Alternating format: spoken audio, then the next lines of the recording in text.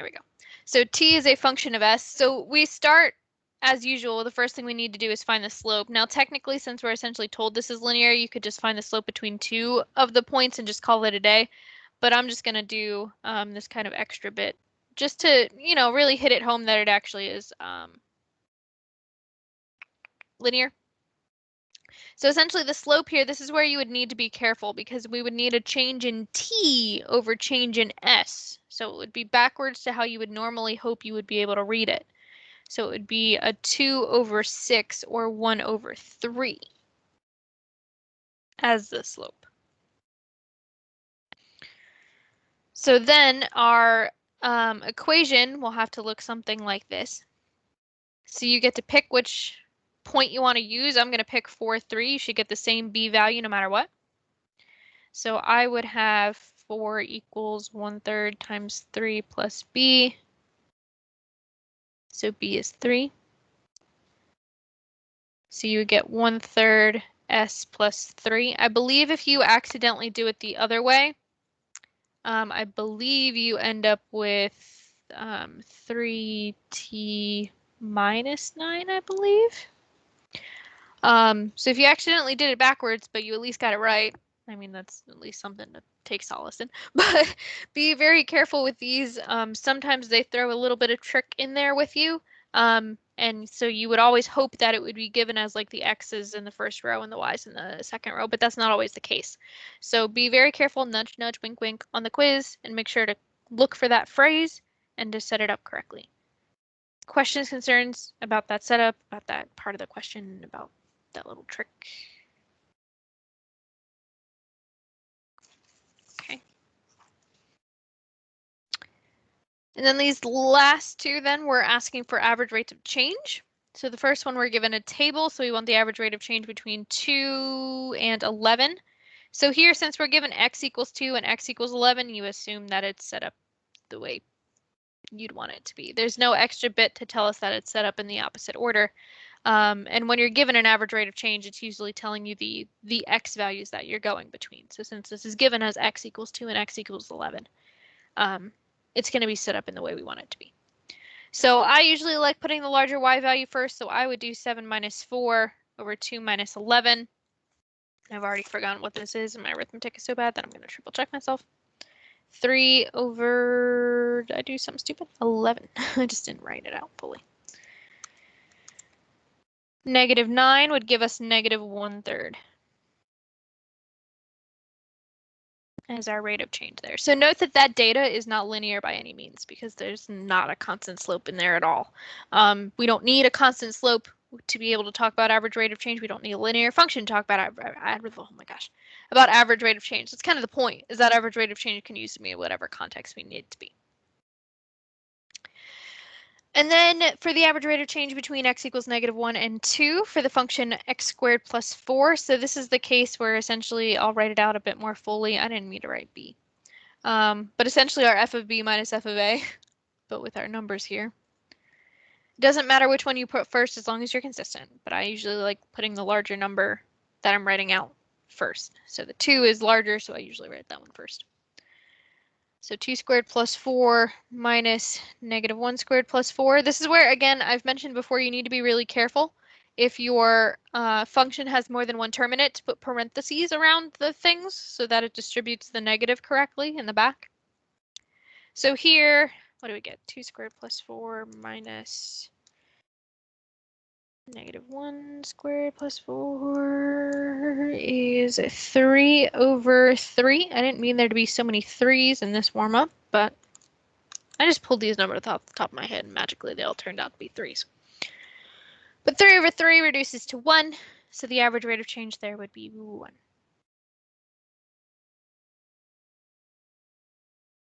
Oh, sorry, hand, what's up? Question about number 1. You said it or not, but how do you know which point to plug in when you're trying to find the b value? You get to pick. So The one I got 15. Ooh, did you get a slope of 1/3?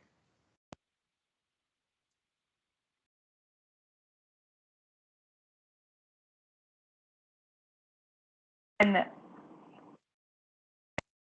So 9/18. sorry, you're cutting in and out. What's your slope? Did you get the right slope of 1/3?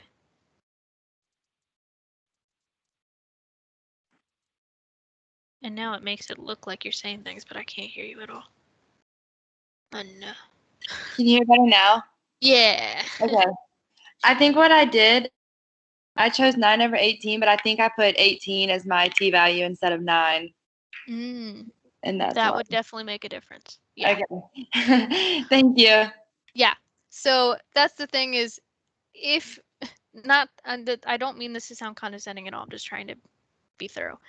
As long as everything else that you've done is correct, no matter what point you use, you should come out to the same B value. So if you're not getting the same B value as me, either I've done something wrong. Let me triple check that I plugged them into the right spot. T was 4, it went there. 3 was, yeah, okay. And then let me triple check. So -3 times 1/3 -1 plus 3 is 2. Okay. Yeah, so you should end up getting 3.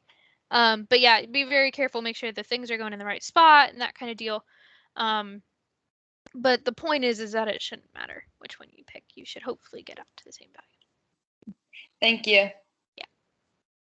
Any more questions about the warm-up before we go on to our next set of notes? Actually, no, we still needed to finish one. Never mind. I forgot that we didn't do that piece yesterday.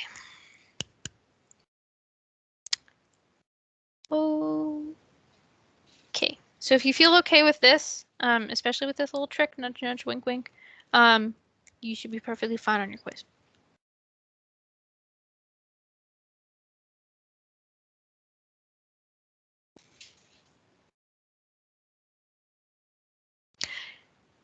Yes, as long as I'm understanding your question correctly, yes, these are essentially all slopes, so we always need to divide by the x2 minus x1. Exactly.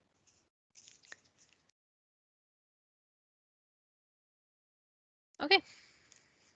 And I'll wait like 5 more seconds.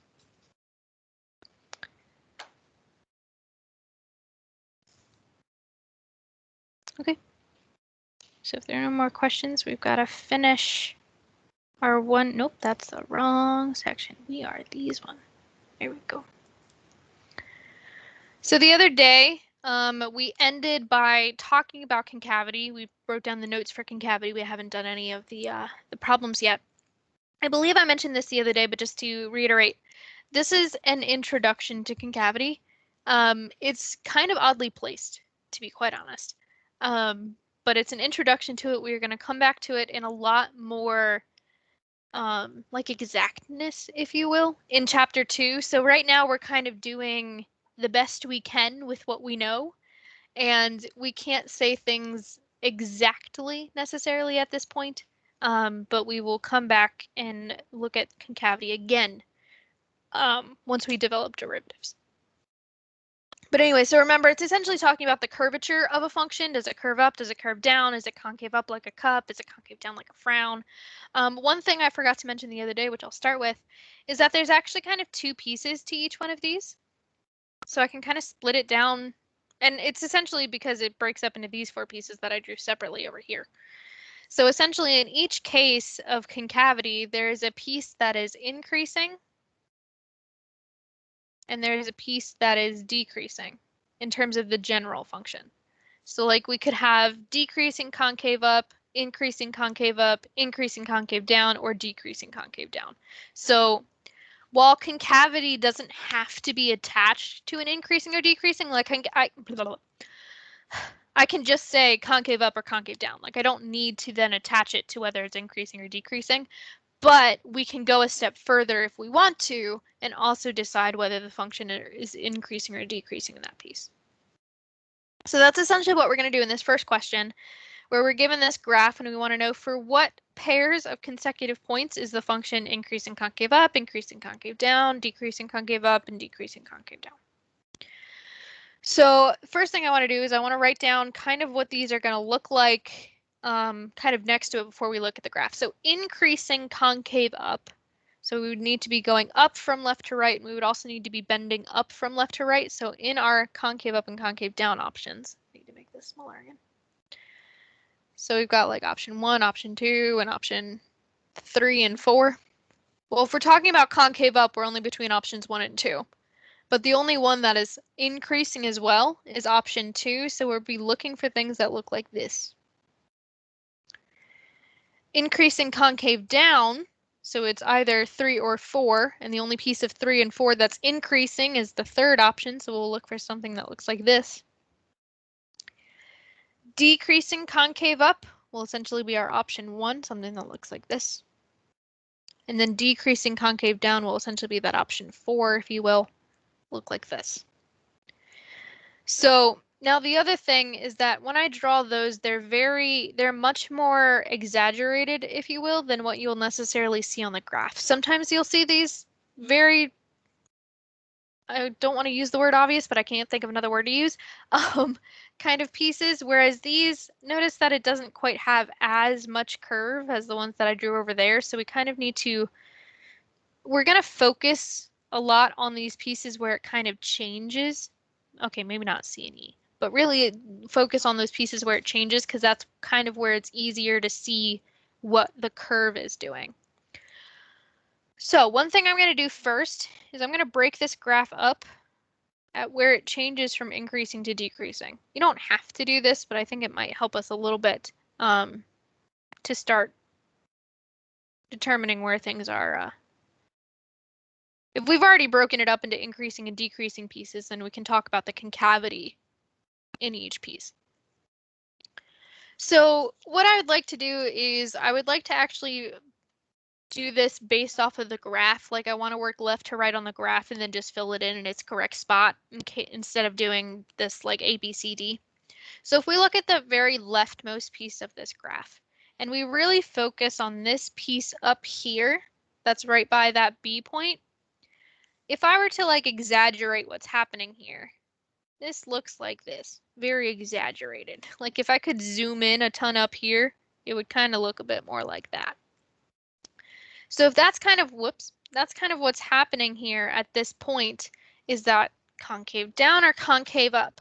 Well, as I'm increasing, I'm curving downwards. I kind of look like this piece over here. So this is going to be a concave down piece. So we're going to say that between A and B is concave down because it's curving downwards as we move from left to right. So now we're looking at this decreasing piece, and we have two things we have to consider here. We have to consider from B to C and then from C to D. So here from B to C, if I were to be able to kind of exaggerate this a little bit, it would kind of look like this. You know, it really does bend upwards. Sorry, I shouldn't have phrased it like that. It really does bend that way, I should say, as we get towards point B. So moving from left to right, this actually bends downwards, which is why I wanted to avoid saying bends upwards. It's going to bend downward from left to right. It looks like this piece down here the most. So this would be concave down as well. So from B to C, we're concave down.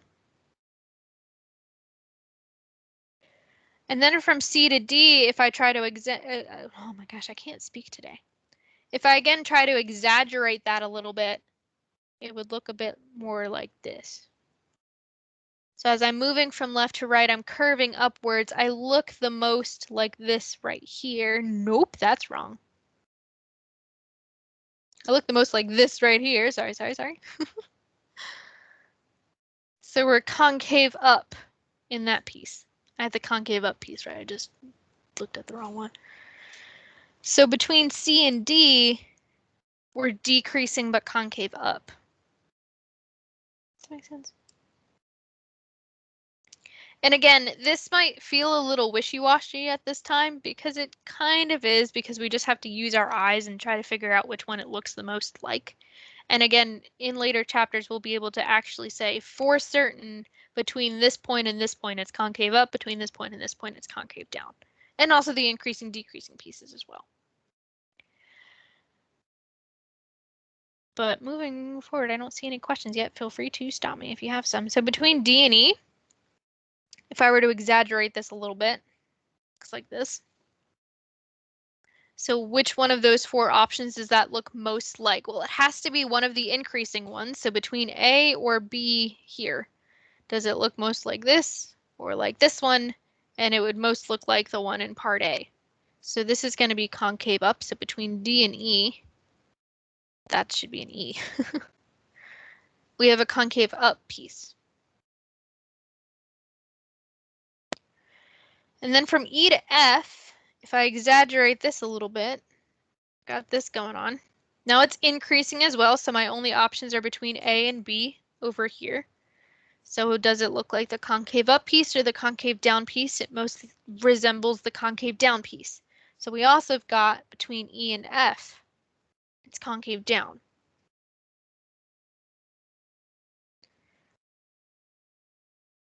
And then in our very last piece here, we're decreasing, so our only options are between C or D here. If I were to exaggerate this, it would look like that. So does that look more like the one in part C or part D? It most closely resembles the part in part D. So this would also be concave down. So between F and G, we have a piece that's concave down.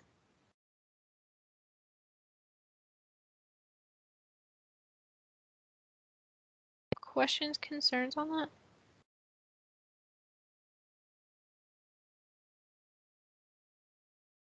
Okay. Wait a couple seconds before I scroll down in case someone's still writing stuff down.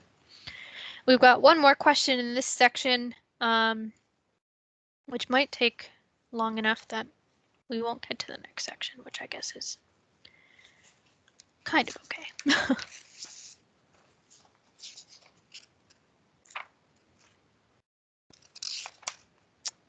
Sorry, I'm just looking at something real quick.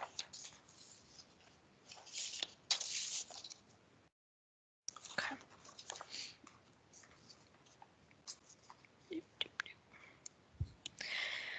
All right. So our last question here is a table instead of a graph. So our, what's the word I want? Our process is going to be a tiny bit different because you don't have a graph to just look at and see if it looks like one of the pieces. So we want to consider this table and decide where the function may be concave up and where it may be concave down. Now I want to kind of stress that may be because it's going to have a bit of strange overlap in the answer. And that's because, again, at this point in time, we don't know exactly what's happening. We can kind of get an idea of what's going on, but we can't say 100% for sure where it's going to change between concave up and concave down. But what we're going to do here is we need to look at slopes. So let me kind of make a note over here. We need to compare, maybe not even compare. We need to, I'm going to say just look at slopes. Now, for this one, I can kind of do a cheat sheet kind of way. For this one particularly, so I'll put another star.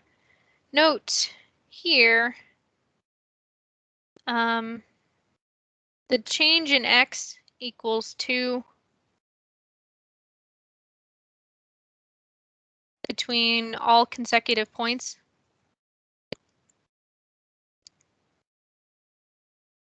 You know, if I started doing those little loops to see my change in x versus change in y, all of my change in x's are 2 in this case. So since the change in x is constant through this,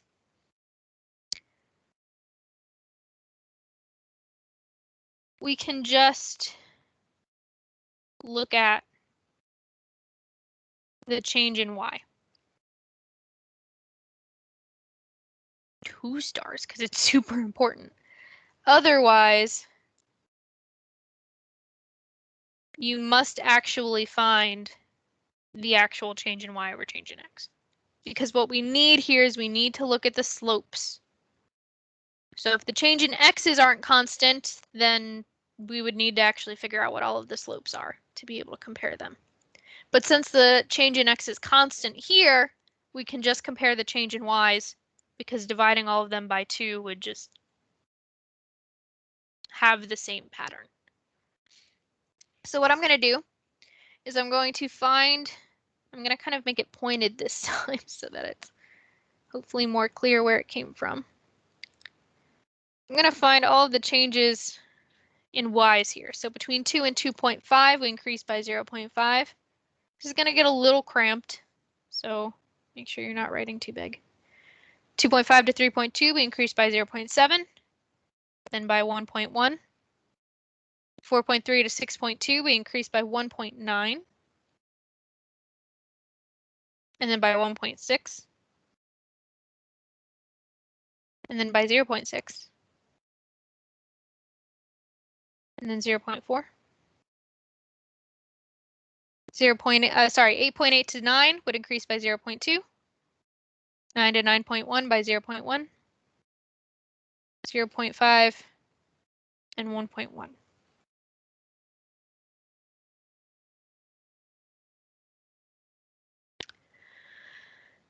So now we're going to compare those numbers and kind of see whether or not they're increasing or decreasing, because here's the kicker. If we want it to be concave up, we want the slopes to be increasing. If we want it to be concave down, we want the slopes to be decreasing.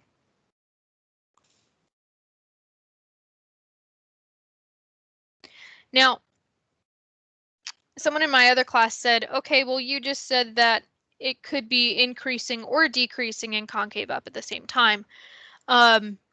Very important distinction here. If this will let me scroll up. When I was talking about increasing or decreasing here, I'm talking about the y values. Is the actual function increasing or decreasing at that point? Is it going up or going down? So yes, in terms of the actual function being increasing or decreasing, it can be increasing concave up or increasing concave down or vice versa. Whereas here, I'm specifically saying that it's the slopes that are increasing or decreasing. So the fact that it's the slopes that are increasing is equivalent to being concave up, and the slopes decreasing is equivalent to being concave down. Now, this is also where I was trying to say that saying something's concave up does not have to be linked to the function being increasing or decreasing at all either. So this isn't telling us whether the function is increasing or decreasing in these cases. It's just telling us the concavity and nothing else. Hopefully that makes sense.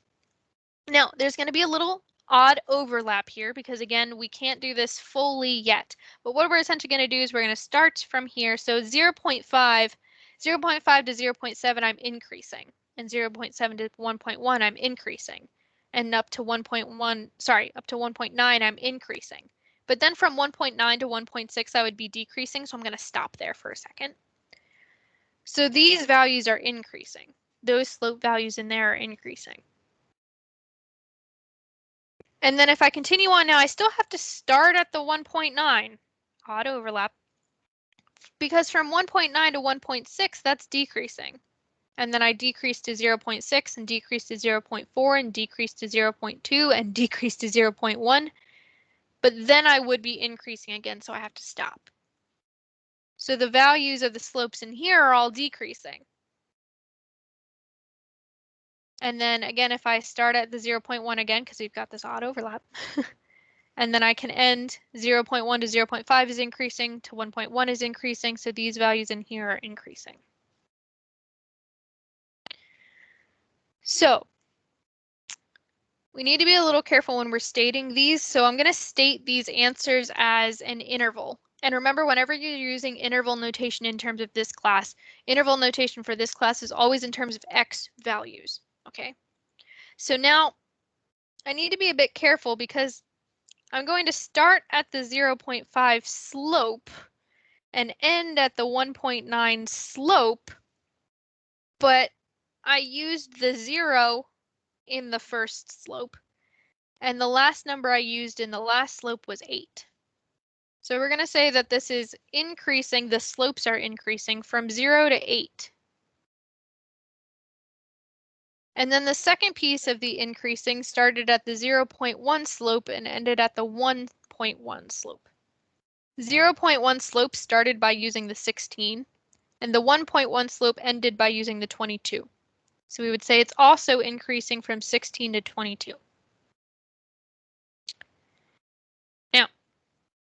the weird overlap, is when I moved to the decreasing used the 1.9 and the 0.1, but the 1.9 started by using the 6th, and the 0.1 ended by using the 18. So we would actually say that the slopes are decreasing from 6 to 18. So there's like this odd, usually when you write interval notation, the endpoints would kind of match up in a way, and there's this weird overlap. It's specifically because the things we're focusing on being increasing or decreasing are the slopes, but then the things that we're using for the intervals are not the slopes. So there's this odd overlap. Don't let it freak you out too much.